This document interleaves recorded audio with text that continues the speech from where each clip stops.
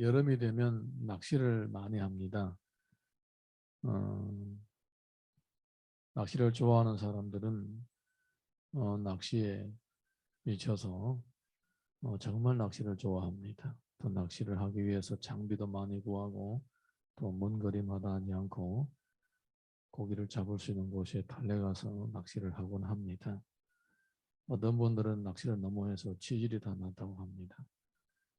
그렇게 낚시를 좋아합니다. 저도 어릴 때 낚시를 좋아했습니다. 시내가라든가 호수라든가 이런 데 가서 낚시질을 해가지고 고기를 잡아옵니다. 고기를 그때만 해도 고기가 그렇게 많았습니다. 한두 시간만 잡아도 온 집 5식구가 한 끼를 먹을 수 있을 정도로 잡아올 수 있었습니다. 근데 이제 어떨 때는 많이 잡아오면 저희 엄마가 그걸 다 손질을 해서 말립니다.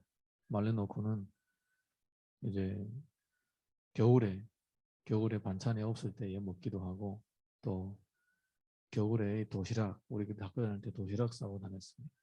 도시락을 쌀 때에 겨울에 반찬이 없으니까 마른 고기를 기름에다 튀겨서 이렇게 주기도 했었습니다. 네, 우리가 낚시를 할 때에 보통은 이 낚시를 해서 잡아와서 집에서 먹습니다. 근데 제가 나중에 이제 한번 한국에 와서 낚시 TV 프로를 봤는데, 이 사람이 이렇게 낚시를 할 때에 배를 타고 바다에 가서 낚시를 하는데, 낚시를 하는 중에서 딱 이제 물었어요. 고기가 막 당깁니다. 열심히 당겨가지고 막 고생 끝에 이만한 큰 물고기를 잡은 거예요.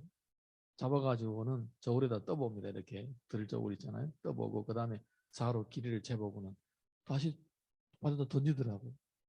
그걸 처음 봤을 때는 깜짝 놀랐습니다. 아니 저거 왜 던지냐, 집에 가 해먹지. 아니면 배에서 그냥 회를 떠먹든지 왜 버리냐. 근데 나중에 보니까 그런 사람들이 많더라고요. 예. 호수에서도 낚시를 하다가 뭐 이만큼 큰 고기를 잡으면 또 그냥 던져버리고, 그래서 나중에 깨달은 것이, 저 사람들은 먹으려고 낚는 것이 아니라 재미로 하는 거예요. 재미로. 낚시를 하는 성취감, 손맛, 뭐 재미 이런 걸로 하는 거예요. 예. 우리 어릴 때는 뭐 먹을 게 별로 없으니까 먹으려고 하는 거잖아요. 저 사람은 재미로 하는 거예요. 그러니까 이 같은 낚시를 해도 차원이 다른 거예요. 차원이. 네. 지금 무슨 얘기를 하려고 한다면, 우리 성경을 보게 되면 예수님이 당시에 예수님의 제자들도 있었고, 또 바리새인들과 그의 제자들과 서기관들도 있었고, 또 뭐 사두개인들도 있었는데, 사람들이 예수님이 하는 일들을 이해를 못합니다. 아니 저 사람 왜 저러지? 이상하네. 근데 이제 예수님이 바리새인들과 같이 제자들도 데리고 다니면서 양육도 하시고 하는데, 마지막에 보게 되면 예수님이 뭔가 이 사람들하고 다른 부분이 있어요. 왜 다를까? 목적이 다르고 하는 이유가 다르기 때문에 그렇습니다. 자원이 다른 거예요. 배고픈 사람은 낚시를 해서 먹어야 됩니다. 영양이 모자란 사람은 낚시를 해서 먹어야 됩니다. 그런데 생선보다, 이 낚은 생선보다도 훨씬 더 좋은 음식을 가지고 있는 사람들은 안 먹어요. 이거 내 왜 먹어? 다 버리지. 그것처럼 차원이 다른 거예요. 예수님이 그 사람들처럼 그렇게 안 하는 이유는 차원이 다른 거예요. 차원이. 우리 1절에서 8절 먼저 읽어보겠습니다. 1절에서 8절 다 같이 읽습니다. 시작. 예수께서 배에 오르사 건너가 본 동네에 이르시니 침상에 누운 중풍병자를 사람들이 데리고 오거늘, 예수께서 그들의 믿음을 보시고 중풍병자에게 이르시되 작은 자의 안심하라, 내 죄 사함을 받았느니라. 어떤 서기관들이 속으로 이르되 이 사람이 신성을 모독하는도다.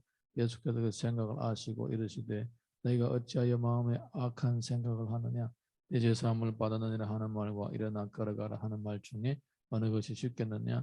그러나 인자가 세상에서 죄를 사하는 권능이 있는 줄을 너희로 알게 하려 하노라 하시고 중풍병자에게 말씀하시되 일어나 내 침상을 가지고 집으로 가라 하시니 그가 일어나 집으로 돌아가거늘 우리가 보고 두려워하여 이런 권능을 사람에게 주신 하나님께 영광을 돌리니라. 아멘. 예수님께 중풍병자가 찾아왔습니다. 그래서 예수님께서 중풍병자를 치료하시면서 그 믿음을 보시고 뭐라고 말씀하시느냐? 내 죄 사함을 받았느니라. 내 죄 사함을 받았느니라. 환자가 왔으면 환자의 목적은 병 치료하는 데 있습니다. 그리고 이 환자뿐만 아니라 그 당시에 수많은 사람들도 이 예수님이 이 환자를 어떻게 대하는가, 이 환자의 병을 치료하는 그 기적을 보자고 온 거예요. 그러니까 사람들의 목적 여기에 있는 거예요. 그런데 예수님이 이 병자를 치료하는 목적은 무엇이냐? 예수님이 이 병자를 치료하는 목적은 다른 데 있는 것입니다. 단순하게 몸 건강 회복하는 데 있는 것이 아니라 그의 영혼의 문제를 해결하려고 하시는 것입니다. 네, 그의 모든 병의 근원이 되고 인생의 불행의 근원이 되는 죄 문제를 뿌리채 뽑아버리려고 그를 치료해 주시는 거예요.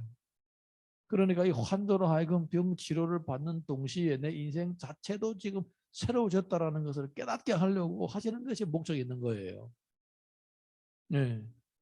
그러니까 사람들이 아니 당신이 왜 병 치료를 했으면 되지 죄 사함 얘기 이런 거 하느냐. 그러니까 내 죄 사함을 받았느니라 하는 것과 침상을 들고 일어나 걸어라 하는 말이 어느 것이 쉽겠느냐 이렇게 말씀하십니다. 목적이 다르고 의도가 다른 것입니다. 네. 우리가 성경을 보게 되면 이해가 안 되는 것이 참 많습니다. 왜 이해가 안 되겠습니까? 차원이 다르고 목적이 다르기 때문에 잘 이해가 안 되는 것입니다. 여러분 우리는 하나님의 입장에서 보셔야 됩니다. 할렐루야.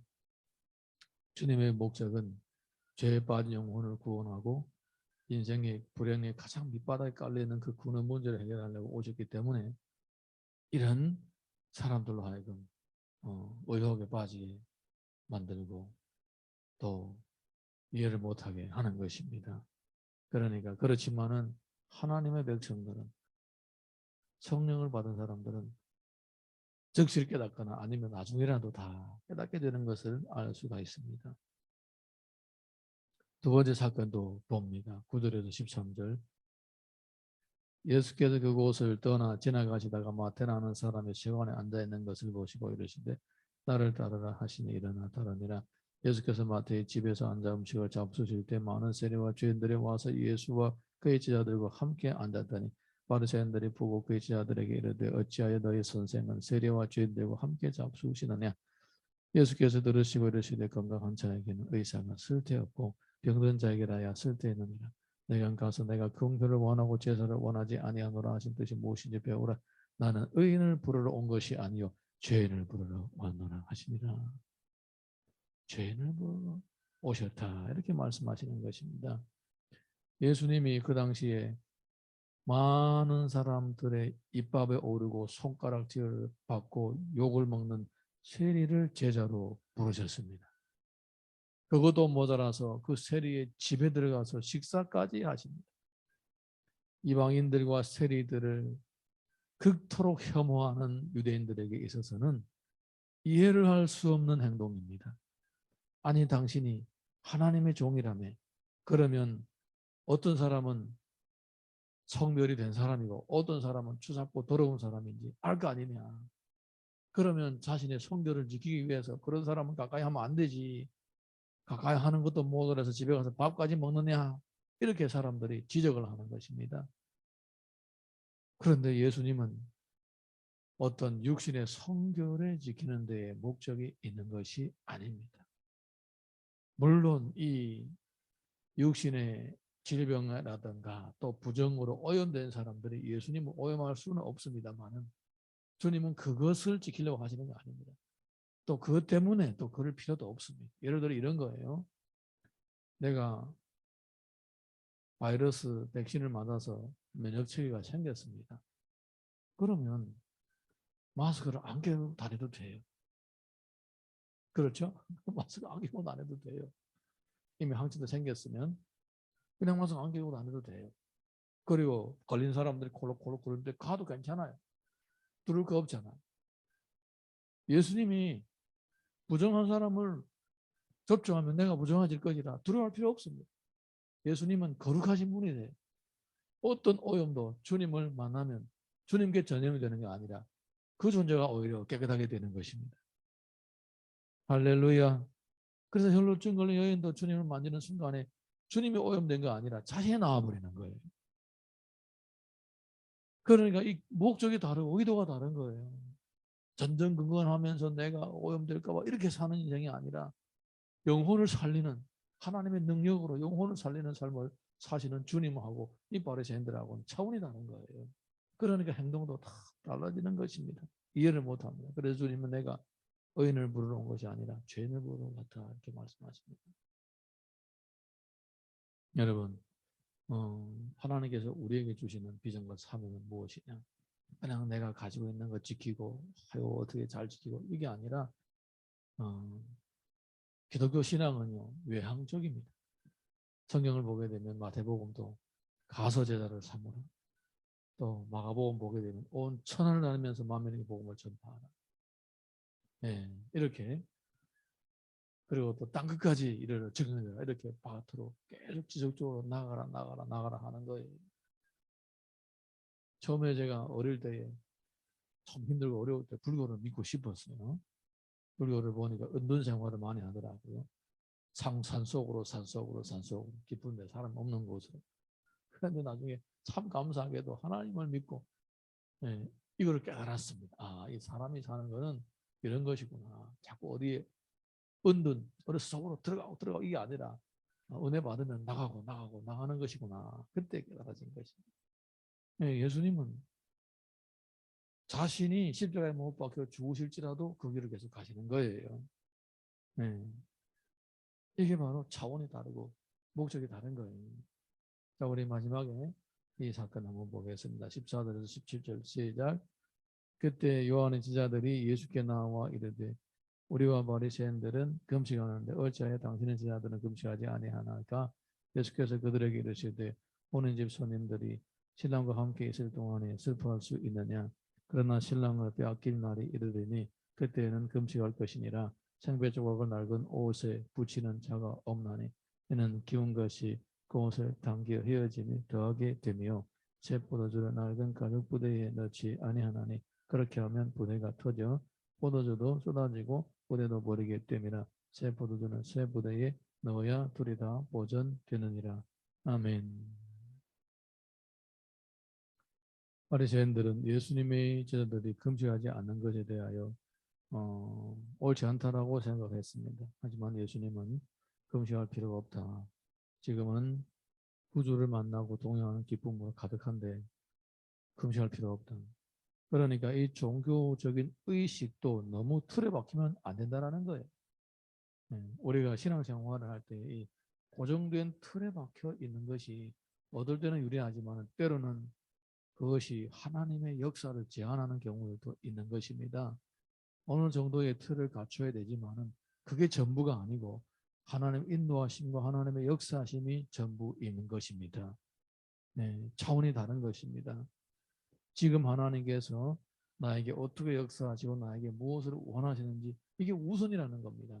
내가 지금까지 이렇게 해왔으니까 오늘도 그렇게 하리라가 아니라 오늘은 하나님께서 나에게 이 새롭게 하루를 시작하는 나에게 또 어제인 나가 아니라 현재 오늘을 살아가는 나에게 어떤 인도하심이 있는가 그게 더 중요한 거예요.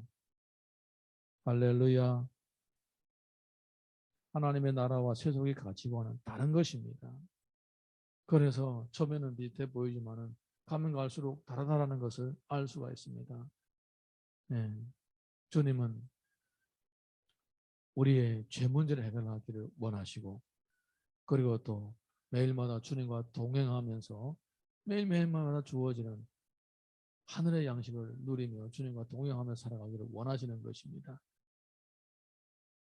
그래서 우리가 오늘이 어제를 살아가는 것이 아니라 오늘은 오늘을 살아가고 새로운 하루를 살아가는 매일매일마다 새로워지는 이런 은혜가 있기를 주님 이름으로 축원합니다.